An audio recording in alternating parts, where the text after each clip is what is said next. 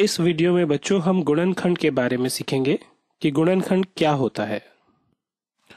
अगर मैं आपसे कहूं कि हम एक संख्या 6 ले लेते हैं और हम ये देखते हैं कि 6 की संख्या किस किस नंबर से विभाजक हो सकती है, यानी कि हम 1 से लेकर 6 तक, क्योंकि 6 का नंबर हम ले रहे हैं, इस नंबर तक हम ये देखेंगे कि कौन कौन सी ऐसी संख्याएं हैं अगर हम उनको 6 से विभाजन करें तो हमारे उत्तर क्या क्या होंगे।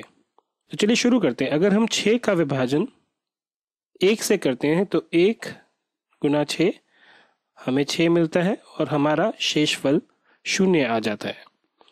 इसी तरह यदि हम 6 को 2 से विभाजित करें तो 2 गुना 3 6 हो जाता है और हमारा शेषफल फिर से 0 आ जाएगा। अगर हम 3 से करें तो 3 दूनी 6, शेषफल फिर से 0। यदि हम 4 से करें तो क्या होगा? 4 गुना 1 4, हमारा शेषफल 2 आ जाएगा, जिसको हम आगे और कुछ नहीं कर सकते। इसी तरह यदि हम 5 से 6 का विभाजन करें तो 5 एकम 5, 1 हमारा शेषफल रहेगा। 6 से हम 6 का विभाजन करें तो 6 गुना 1 6 और हमारा शेषफल 0 आ जाएगा। अगर आपने देखा हो, हमारे जितने भी विभाजन हमने किए हैं उसमें जब हम 1 से विभाजन करते हैं तो हमारा शेषफल 0 है। इसी तरह हम 2 से करते हैं तो भी 0 है, 3 से करते हैं तो भी 0 है। यदि हम 4 से करते हैं तो ये 0 नहीं है। 5 से करते हैं फिर 0 नहीं है। 6 से करते हैं तो ये 0 है। ऐसे में अगर हम देखें तो हम ये लिख सकते हैं कि हम 6 को 6 गुणा 1 या फिर 2 गुना 3 या फिर 3 गुना 2 और 6 गुना 1 की तरह लिख सकते हैं। यानी अगर हम देखें तो नंबर 6 जो है वो 1, 3 और 2 इन सब से पूरी तरह विभाजक है।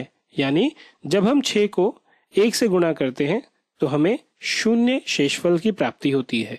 इसी तरह 3 से करते हैं तब भी 0 की प्राप्ति होती है। 2 से करते हैं तब भी 0 मिलता है और अगर हम 6 से करते हैं तो भी हमें 0 शेषफल मिलता है। ये जो संख्याएं हैं जो कि हमारे इस उदाहरण में 1, 2, 3 एवं 6 हैं, जो कि एक नंबर को पूरी तरह विभाजित करते हैं, यानी उसका शेषफल 0 होता है, इन सब को हम किसी नंबर का गुणनखंड बोलते हैं। यानी कि किसी भी नंबर का गुणनखंड वो नंबर है जो उसका पूरा विभाजक हो, यानी उससे विभाजन करने के बाद उसका शेषफल 0 हो। अब इसमें ध्यान देने वाली बात यह है, अगर मैं इसकी आपके कुछ तरीके बताऊं तो, कि जो भी गुणनखंड हमारा निकला है नंबर 6 का, वो 6 या उससे छोटा है। तो आप हमेशा ध्यान रखिएगा कि किसी भी नंबर का गुणनखंड उससे ज्यादा नहीं हो सकता। दूसरी, हर एक नंबर का गुणनखंड 1 होता है, क्योंकि कोई भी नंबर 1 से विभाजित हो जाएगा।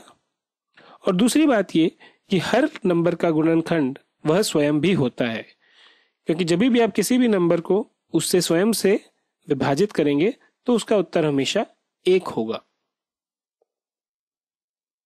इसके बाद अब हम एक उदाहरण लेंगे जो गुणनखंड के बारे में होगा, जो आप अगले वीडियो में देख सकते हैं।